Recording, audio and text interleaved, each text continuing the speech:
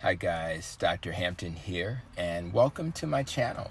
And if you're new to my channel, I'm a board-certified family and obesity medicine doctor with additional training in nutrition and functional medicine who is on a mission to help you achieve metabolic health. I am so thankful that you and so many other people are interested in healing from chronic medical conditions, and I want to share all I've learned along my way to help you. So today I'm sitting in my car and I was having a moment of reflection, a moment to remember the car that is pictured on today's video's thumbnail.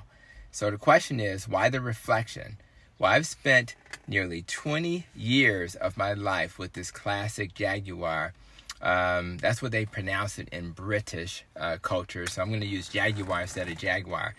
And I really want you guys to understand, I really had a love affair with that car. So as I sit in my replacement car, I started to reflect on how I treated my Jaguar when I first got it and how that kind of changed over time. Okay, so, and I do remember with clarity, driving off the lot with a feeling of pride and an inner promise to take care of my new car, right? I promised my Jaguar I would keep it clean. I would make sure to change its oil and the filters. I would rotate the tires. And of course, I would make sure it got its expected maintenance checks. That's a promise I made to the car. But something happened. Something happened along the way that led me to not keeping that promise to my car, right? So after purchasing a Honda Odyssey minivan, and I'm a family man, so of course the family man has to drive the minivans, I did something that I thought wasn't a big deal.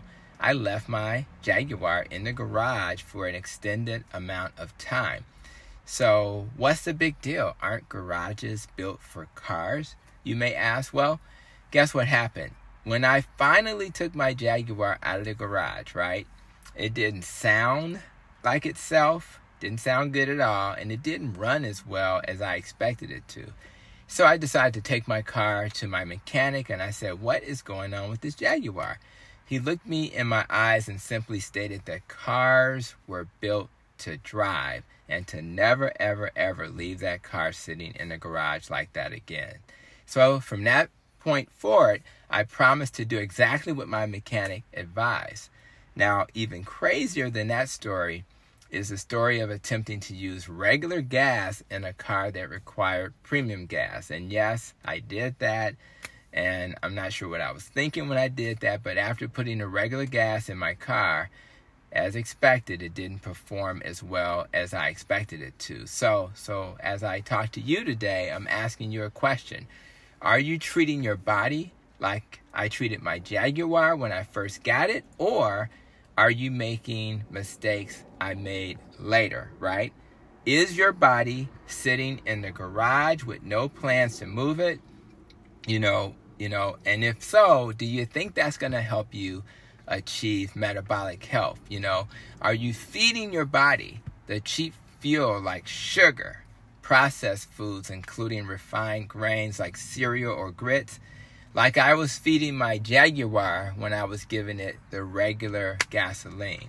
So what I need you to do is to ask yourself these questions. And while you're pondering, trying to understand where you stand with this question, here's another way to compare your body to a Jaguar. So a lot of my patients, a lot of the people I talk to, they're using fasting as a way to achieve metabolic health, right? Did you know that your liver gives your body the fuel it needs each and every morning? And you really don't need to get that fuel from outside your body by eating breakfast, right? Did you know that?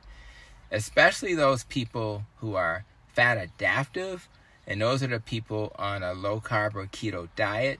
And that's because they use fat as their primary fuel and are not really hungry in the morning because they have stored fuel from their liver in the form of, and their muscle too, in the form of glycogen. And they can quickly convert to using fat also once they've used all the glycogen or glucose from that source. So like a car, that doesn't require stopping by the gas station every morning to have its tank filled with gas, you know, the car uses the fuel that's already there, and we can do the same.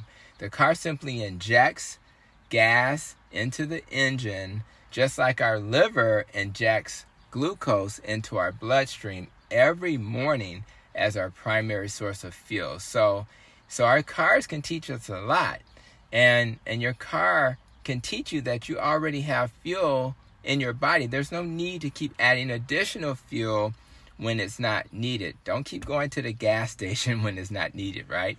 So I tell my patients, eat when hungry and to fast when not hungry. I did the same with my Jaguar, and I'll be doing the same with this new car that I'm sitting in today. So what are my takeaways from this video? Let's start by treating our bodies like the luxury car they are. I mean, this is a luxury car. So make sure I get maintenance checks. That's making sure I see my doctor or my clinician. That, you know, making sure I get the necessary labs periodically. Making sure to put the right fuel in your body. So stop buying that cheap processed food and start eating real whole foods. And definitely take that car out of the garage. Exercise your body so that you will have the metabolic health you deserve. So by valuing our bodies as much as the possessions we own, we are sure to be on a path to achieving metabolic health. So always remember, this is a mission we're on, right? We're trying to reach our friends and family, and it's going to take all of our efforts to help them heal. So make sure to share and subscribe to this channel so that more people will hear this healing message. And as always, I thank you for hanging out with me in my car today, talking about my old Jaguar. And until the next video, continue to be safe, be well, and continue to protect your nest.